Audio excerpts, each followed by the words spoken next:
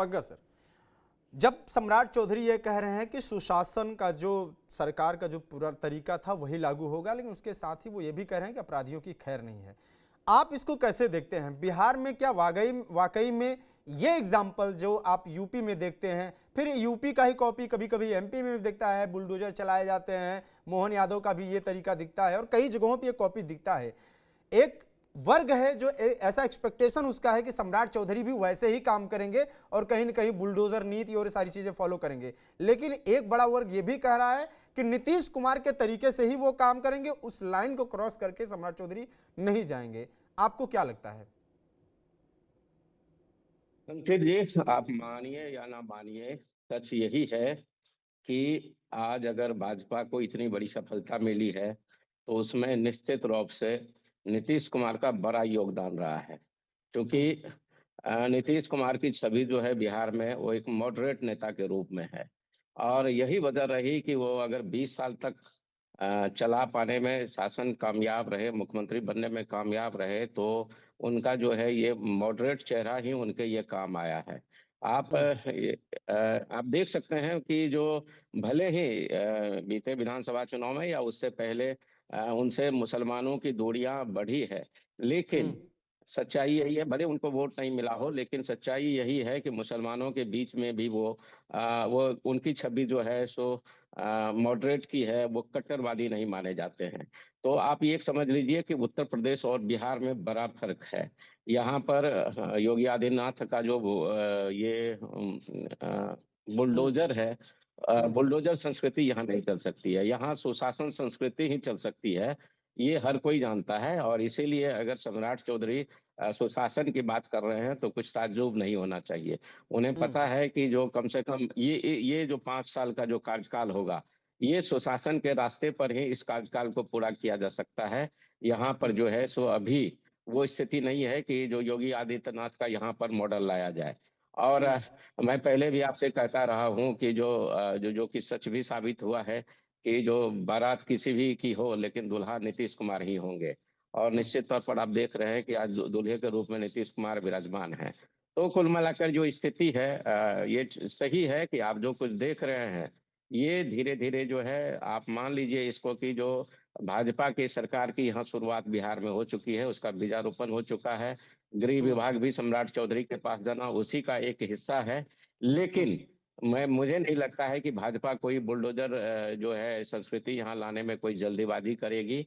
और वो अभी कम से कम वो 5 साल तक, और जब तक नीतीश कुमार हैं तब तक वो सुशासन मॉडल पर ही यहाँ काम करना चाहेगी। अंकित जी, ठीक है, तो क्या आप जो नया मंत्रिमंडल है और जो वर्तमान स्वरूप है, नए स्ट्रक्चर है नए गवर्नमेंट का, इसको आप कैसे देखते हैं? अगर प्रेम कुमार, जैसा कि चर्चा है कि प्रेम कुमार स्पीकर बन सकते हैं, अगर ये चीज होती है तो इसको ये फिर माना जाए कि नीतीश कुमार कहीं ना कहीं सत्ता को सौंपने की स्थिति में है, या फिर वो कमजोर हैं, बार्गेन नहीं कर पा रहे हैं दरअसल, क्योंकि उनके पास ऑप्शन भी नहीं है कि किसी और पार्टी के साथ पहले की तरह चले जाएं और ये कहें कि हम आरजेडी के साथ चले जाएंगे, सरकार पलट देंगे। ये सारी चीजों की स्थिति में वो है नहीं अभी।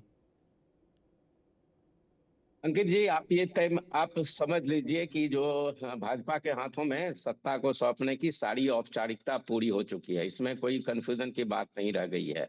और आप ये भी देखेंगे कि बहुत जल्द आप ये देख लेंगे कि भाजपा कोटे से ही विधानसभा अध्यक्ष होंगे। इसमें भी बहुत इफ और बट नहीं है, क्योंकि अब उस स्थिति में नीतीश कुमार नहीं है कि वो अपनी बात मनवा पाने में सफल रहे। तो कुल मिलाकर के आप जो देख रहे हैं, जो मंत्रियों की संख्या है, या ठीक है, मतलब संख्या बहुत इशू नहीं होता, हो सकता है कि कल जेडीयू के मंत्रियों की संख्या बढ़ जाए, लेकिन ओवरऑल जो दिखाई दे रहा है उसमें लग रहा है कि जो भाजपा के हाथों में अब सत्ता जा चुकी है। और भाजपा भी सिर्फ नीतीश कुमार का ही इंतजार कर रही है। वो जब तक सक्षम रहेंगे तब तक वो कुर्सी पर काबिज रहेंगे, लेकिन ठीक भाजपा सर। ये कभी गलती नहीं करेगी कि वो जो है ये विधानसभा नीतीश कुमार, अध्यक्ष का पद जो है वो नीतीश कुमार को सौंप दो। इस गलती को वो कभी नहीं करेगी। ठीक है, ठीक है, आलोक सर के पास चलेंगे। सर, ये कहा जाता है कि जब हम अभी बात कर रहे थे तो गृह मंत्रालय और एक बहुत बड़ा एक तस्वीर पेश किया गया कि अब तो बीजेपी की एक नई शुरुआत है और नए लाइन से चलना शुरू कर दी है। लंबे वक्त तक जिस चीज़ का इंतजार था, अपना सीएम भले ही नहीं बना पाए, लेकिन पावर अपने हाथ में तो ले ही लिया है, एक शुरुआत कह सकते हैं, जैसा कि पंकज सर भी कह रहे थे। लेकिन इसी लाइन को क्रॉस करते हुए एक लाइन ये भी कही जा रही है कि बिहार का जो स्ट्रक्चर है प्रशासन का, उसमें सामान्य प्रशासन पहली चीज तो नीतीश कुमार के पास है। अब उसके तहत जो डीएम का पद है, यह कहा जा रहा है कि एसपी और डीएसपी डीएम को ही रिपोर्ट करते हैं। अगर ऐसी स्थिति है तो जाहिर सी बात है कि फिर पावर तो नीतीश कुमार के ही हाथ में है। ऐसे में सम्राट चौधरी यदि गृह मंत्री हैं और पुलिस उनको रिपोर्ट करे और प्रशासन नीतीश कुमार को रिपोर्ट करे, तो क्या ये एक कंट्रोवर्सी की स्थिति नहीं आएगी, टकराव नहीं होगा आपस में? ये प्रशासन का जो फ्लो है कि एक ऑर्डर सामान्य तरीके से पास हो, इन सब चीज़ों में बाधा नहीं होगी? क्योंकि ऐसा पहले भी देखा गया है और दोनों अलग अलग पार्टी के भी हैं, एक बीजेपी के, एक जदयू के। सर माइक म्यूट है। देखिए Ankit ji, hmm. Writing is very evident on the wall. भविष्य में क्या होने जा रहा है ये दीवार पर साफ अंकित है, जो राजनीतिक लोग हैं उनके लिए। आम जनता में नहीं है अभी ये बात, लेकिन राजनीतिक लोग समझ रहे हैं कि आगे क्या खेल होने वाला है।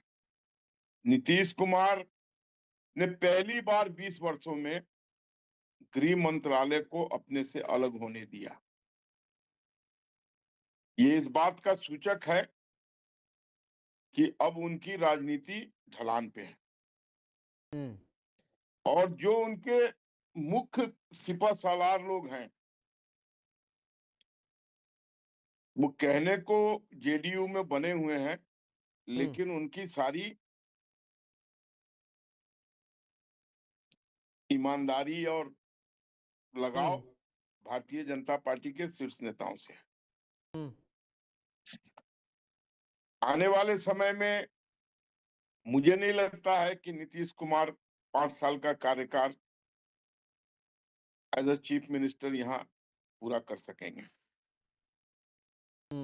और दूसरी चीज जो एकाएक इन पर लागू होगी कि जो इन्होंने वादे किए हैं पब्लिक से, सबसे पहला वादा जो है 2 लाख रुपए का, जिसमें 10,000 मिला है, 1,90,000 की वहां लोग औरतें इंतजार कर रही हैं। और उसको देने में इनके बजट का 95% पैसा चला जाएगा, अगर इन्होंने उसको दे दिया तो। उसके बाद नौकरी की बात आएगी, जो उन्होंने वादा किया है 10 करोड़। तो ये सारी चीजें अब 1-2 महीना तक तो लोग, 3 महीना तक तो चुप रहेंगे, ठीक है, लेकिन फिर वो डिमांड धीरे धीरे पब्लिक में आएगा और लोग चाहेंगे कि उसकी पूर्ति हो।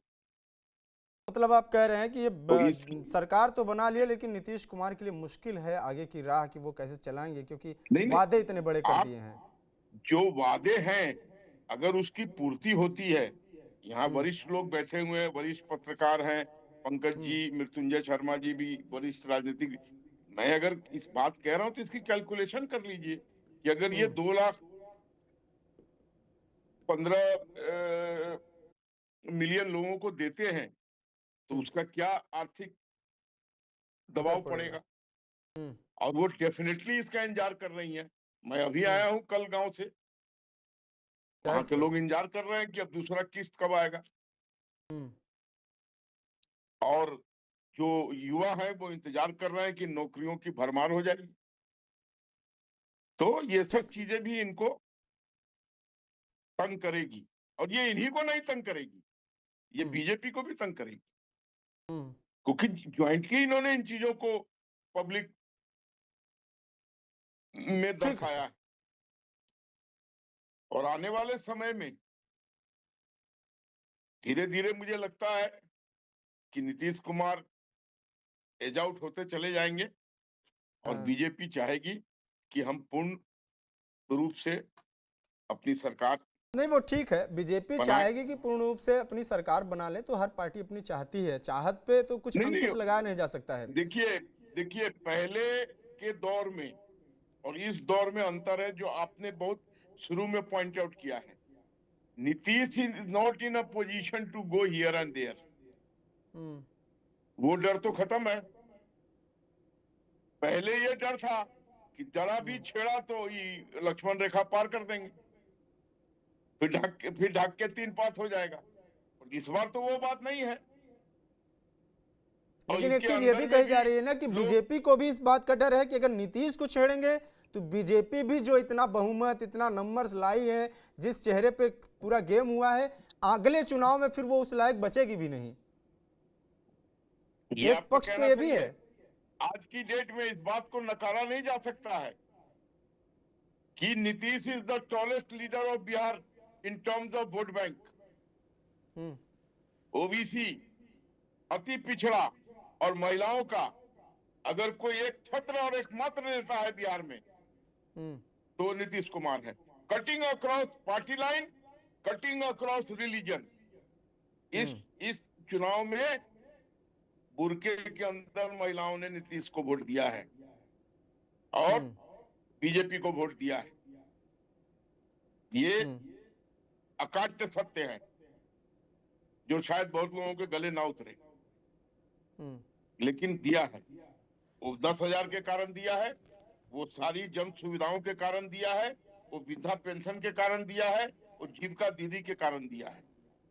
और जितनी भी ये जीविका समूह की लीडर थी उन लोगों ने महिलाओं को, एक एक महिलाओं को घर से निकालने का काम किया है और नीतीश कुमार और एनडीए को वोट दिलाने में अहम भूमिका निभाई है।